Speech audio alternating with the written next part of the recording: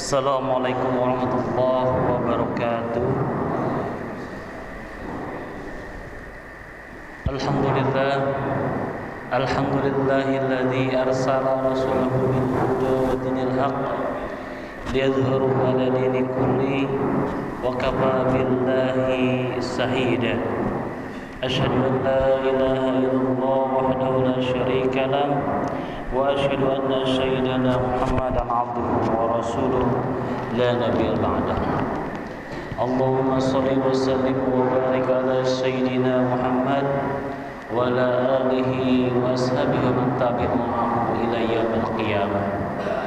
Amma ba'du, qala Allah ta'ala fil Qur'anil Karim, fazakkir fa inna dzikra tanfa'ul mu'minin. Wa qala Rasulullah sallallahu alaihi wasallam,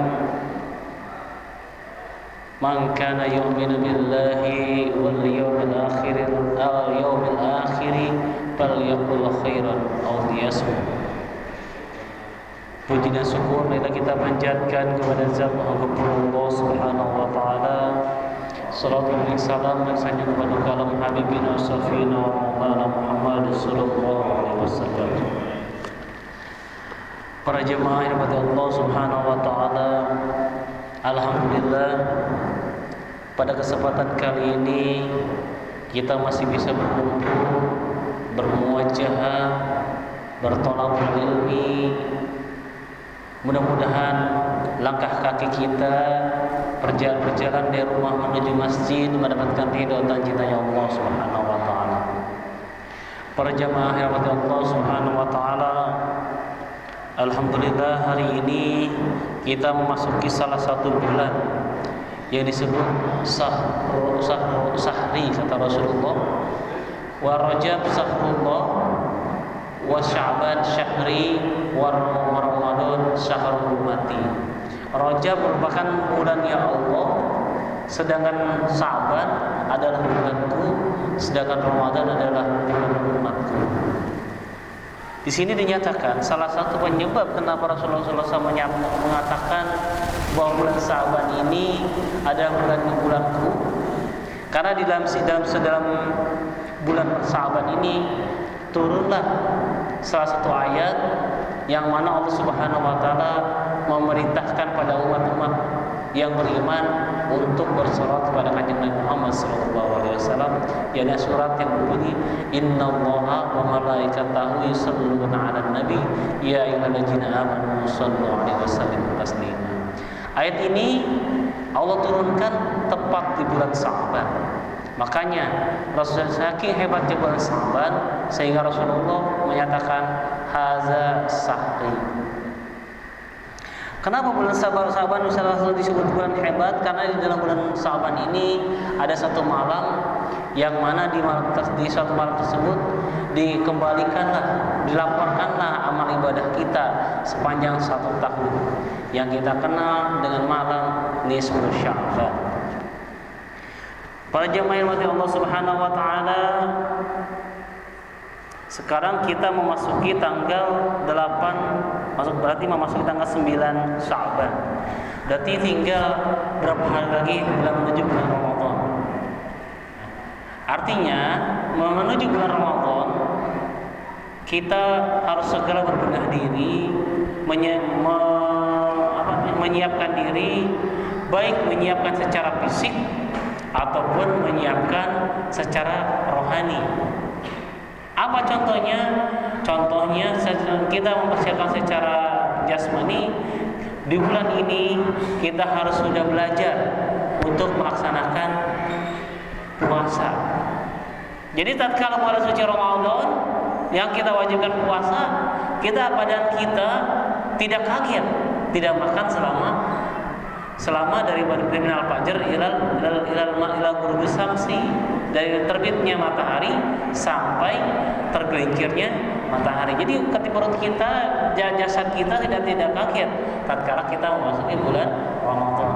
Nah, di bulan inilah kita latihan untuk menyesuaikan diri sehingga tatkala bulan Ramadan datang, jasmani kita, rohani kita sudah siap untuk melaksanakan ibadah puasa secara paripurna. Hadirin sedang rahimakumullah.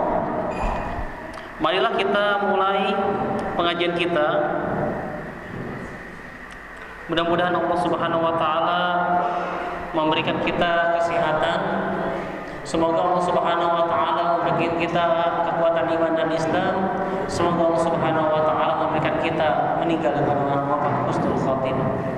Kira-kirim Fatihah kepada saudara-saudara kita yang sudah mendahului kita. Semoga Allah Subhanahu wa taala mengampuni dosa-dosanya. Semoga Allah Subhanahu wa taala menerangkan alam kuburnya. Semoga Allah Subhanahu wa taala menempatkannya di sisi Allah Subhanahu wa taala. Kita doakan pula pada saudara-saudara kita yang sedang sakit, mudah-mudahan Allah Subhanahu wa taala berikan kesembuhan. Kita doakan juga pada saudara-saudara kita yang hari ini tidak hadir dikarenakan ada kesibukan, mudah-mudahan Allah Subhanahu wa taala mempermudah urusannya sehingga di minggu yang akan datang bisa hadir mengikuti pengajian kita sekalian. Allah diniyah bi tasulihah ila radina Mustafa Muhammad Rasulullah sallallahu alaihi wasallam. Al-Fatihah. A'udzu billahi minasyaitonir rajim. Bismillahirrahmanirrahim. Alhamdulillahirabbil alamin. Arrahmanirrahim. Maliki yaumiddin. Iyyaka na'budu wa iyyaka nasta'in. Ihdinas siratal mustaqim. Shiratal ladzina an'amta 'alaihim. Kita kirim Fatihah untuk guru kita. Salah satunya adalah Syekh Imam Nawawi Al-Baghdadi, Syekh Imam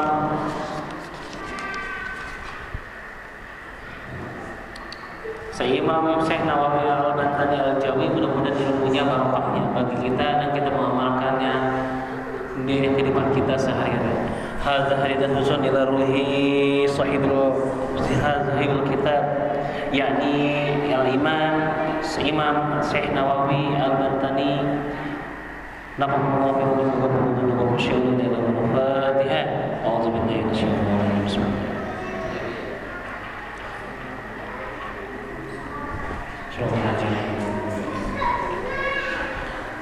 Para jemaah buka Qurannya, kalau ada yang bawa Quran, kita baca, kita lanjut tafsir surat Al-Baqarah ayat 25. A'udzu billahi minasyaitonir rajim. Bismillahirrahmanirrahim. Wa basyiril ladzina amanu wa 'amilus shalihati anna lahum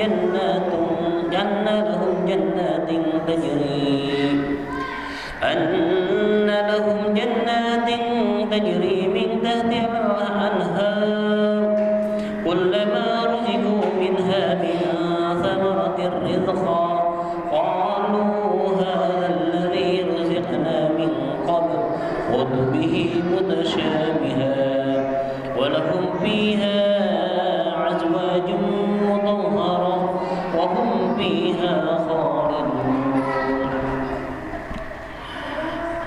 Oke, kita bahas satu persatu ayat surat ini. Wa basyiril ladzina amanu, dan berikanlah kabar kepada orang yang beriman, wa 'amilus sholihat, dan mereka yang melaksanakan amal-amal soleh, atau ayat taat, atau kepada orang-orang yang taat terhadap perintah Allah Subhanahu wa taala. Apa kabarnya? Anna lahum jannat. Kabarnya adalah bahwasanya bagi mereka Allah berikan balasan berupa surga.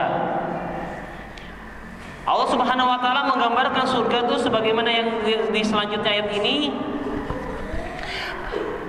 Annahum jannatin tajri min tahtil anhar. Jadi dalam surga ini Allah gambarkan, di dalam surga ini terdapat sungai-sungai yang mengalir di bawahnya.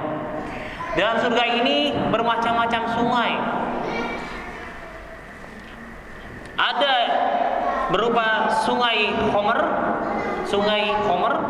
ada juga yang sungai yang berupa sungai susu, ada juga sungai yang berupa sungai madu, dan juga ada juga sungai yang berisi air segar. Dan semuanya ini tidak akan pernah kering dan halal untuk dikonsumsi. Artinya kita di surga ini Allah Subhanahu wa taala memberikan kita kenikmatan, yang mana susu yang berasal dari sungai yang ada di surga ini adalah susu terbaik yang ada dibandingkan susu yang ada di dunia.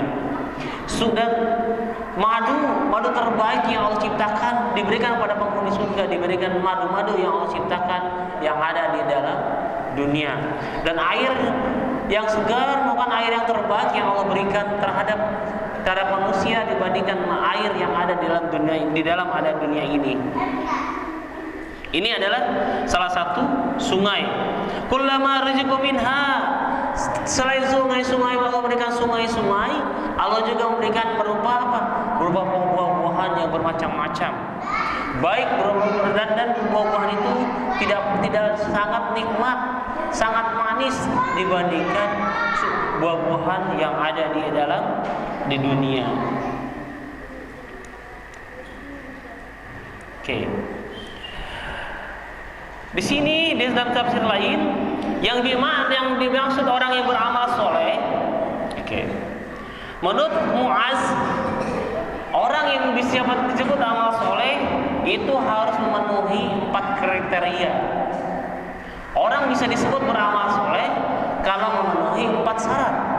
Syarat yang pertama, orang tersebut ketika beramal ia berilmu. Apa Pak? Orang yang beramal itu mengetahui bahwa orang ilmu itu adalah amal soleh. Maka syarat untuk amal soleh adalah berilmu. Yang kedua, syarat amal itu disebut amal soleh. Yang kedua adalah yang menurut Mu'adz bin Jabal adalah niat. Jadi tatkala setelah kita berilmu mengetahui amal yang kita kerjakan adalah amal soleh.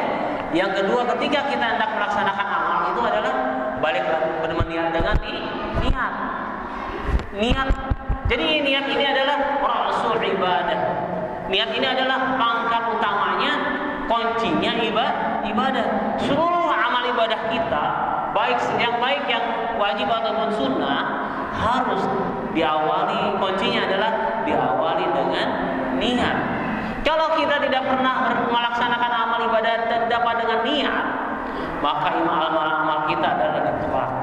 Begitu pula ketika kita beramal soleh tanpa ilmu, al-amal bila ilmin mardudatun, maka amal tersebut ditolak. Jadi setelah kita berilmu, beramal kita berilmu, kemudian sebelum beramal kita melaksanakan dengan niat. Saat yang ketiga menurut bin Jabal adalah was-sabr, sabar. Jadi tatkala kita melaksanakan amal ibadah, tatkala kita melaksanakan amal soleh, perintah-perintah Allah, kita melaksanakannya harus dengan cara sabar. Artinya kita sabar ketika ada halangan itu dan ini, kita tetap menerjang halangan tersebut. Kita yakin bahwasanya ini adalah halangan untuk menggapai cinta dari Allah Subhanahu wa taala.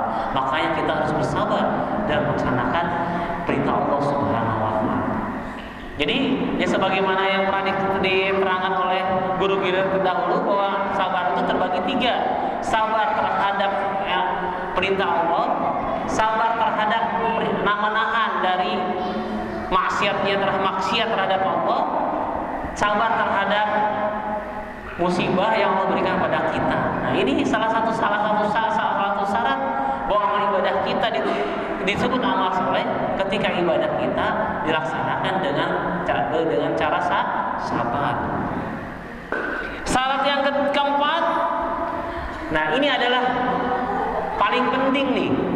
Kalau setelah kita berilmu, setelah kita niat, dan setelah kita bersabar dalam melaksanakan amal ibadah, syarat yang terakhir adalah ikhlas.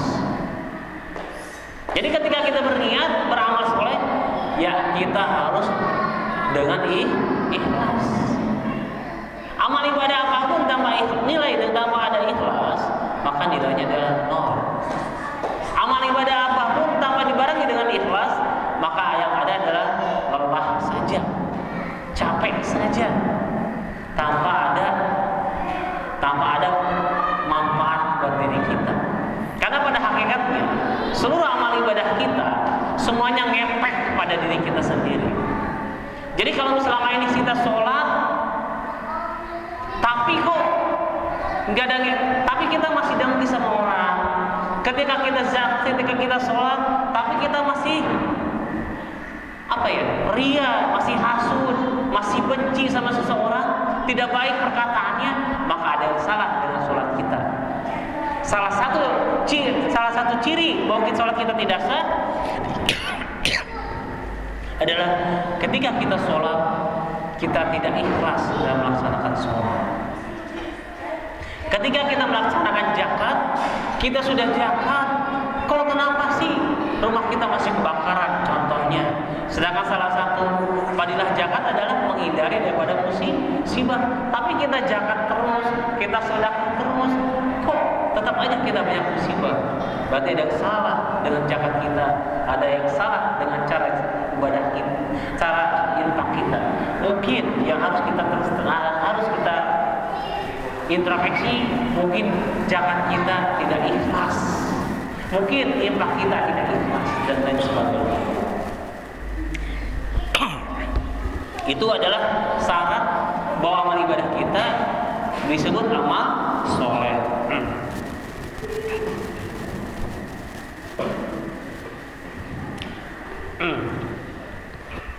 Tajri min tahtiha, ay min tahti asjariha wa masakinaha ala anhar. Nah itu adalah surga Allah itu di surga yang Allah gambarkan ada di dalamnya ada bermacam-macam sungai, ada bermacam-macam buahan, ada berbagai macam kenikmatan yang lainnya. Walahum fiha, dan bagi mereka penghuni surga ajwajum mutahhar, pasangan yang suci. Kalau seandainya kita selaku laki-laki, yakin Allah akan memberikan kita istri-istri kita, baik dari kalangan bidadari atau dari kalangan manusia, suci dari apa? Daripada minal haid, suci daripada macam-macam haid, suci daripada nifas dan lain sebagainya. Wahum fiha khalidun, dan para penghuni surga adalah kekal di dalam surga tersebut dan tidak pernah merasa bosan di dalam surga. Itu adalah gambaran surga menurut surat Al-Baqarah ayat 25. Selanjutnya ayat 26. Bismillahirrahmanirrahim. Innallaha la yastahi an yadriba mathalan ma ba'udatan fama fawqaha wa amma alladhina amanu fa ya'lamuna annahu al-haqqu min rabbihim wa amma alladhina kafaru wa yaquluna madha arada Allah bihadha mathalan yudillu bihi katsiran wa yahdi bihi katsiran wa ma yudillu bihi illa al-fasiqun wa ma yudillu bihi illa al-fasiqin. Kita bicara tentang proses adalah Allah Subhanahu wa taala membuat sebuah makhluk yang sangat kecil. Oke, kita bahas ya.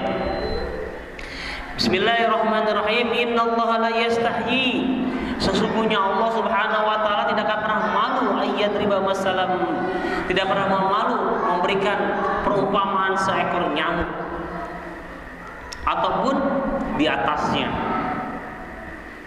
Di atas nyamuk apa? Bizat kalzabab, seperti serangga, wal ankabut, seperti apa lagi? Laba-laba dan lain sebagainya. Kenapa sih Allah Subhanahu wa taala memberi contoh seekor nyamuk yang kecil? Dari seekor nyamuk kita bisa belajar bahwasanya nyamuk ini yang kita pandang kecil tapi bisa menghidupi ratusan juta manusia yang ada di muka bumi ini. Contohnya, nyamuk ini bisa orang ketika tidur akan sulit tidurnya kalau banyak nyamuk. Dengan nyamuk Allah Subhanahu wa taala memberikan pemikiran pada manusia agar mendirikan yang namanya pabrik obat nyamuk. Di pabrik obat nyamuk inilah Allah Subhanahu wa taala memberikan rizki kepada para karyawan-karyawannya, ratusan ribu bahkan jutaan karyawan yang bekerja di pabrik nyamuk, di pabrik obat nyamuk mendapatkan rizkinya dengan sababiahnya nyamuk.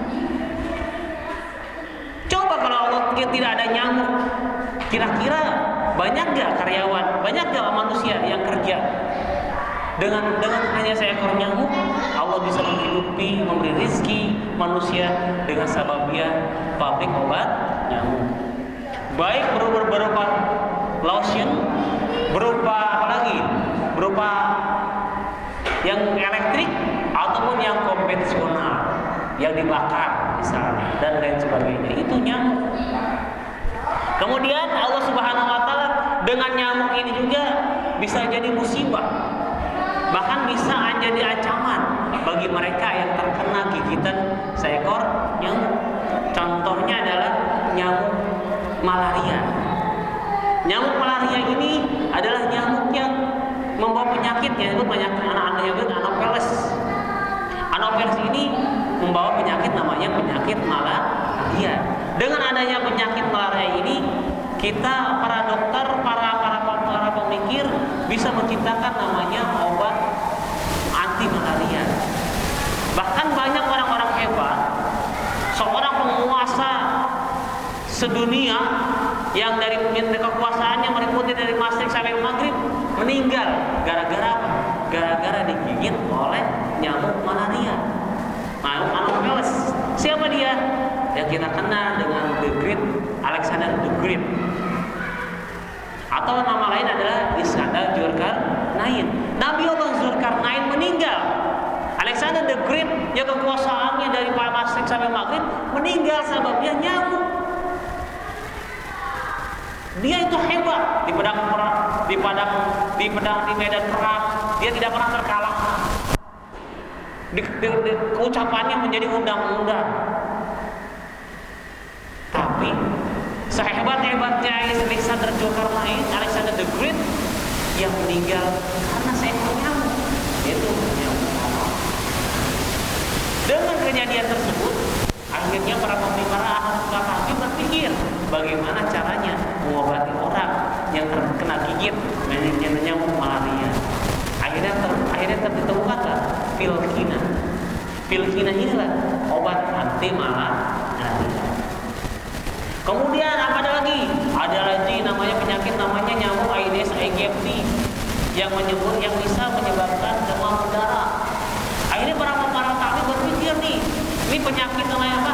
Demam berdarah nih, nyamuk Aedes aegypti ini kalau menyerang manusia menyebabkan demam tinggi sehingga menyebabkan kematian. Bagaimana caranya? Akhirnya banyak obat-obat anti demam. Makanya kita bersyukur Allah menyebutkan nama nyamuk di dalam surat ini sehingga manusia bisa berpikir jernih bahwa nyamuk ini bisa jadi kawan, bisa jadi lawan. Bisa jadi kawannya apa? Jadi sumber rezeki bagi para ahli dan para karyawan yang bekerja di pabrik obat nyamuk ataupun obat-obat anti malaria ataupun anti demam berdarah. Oke ya, kita coba bahas lagi.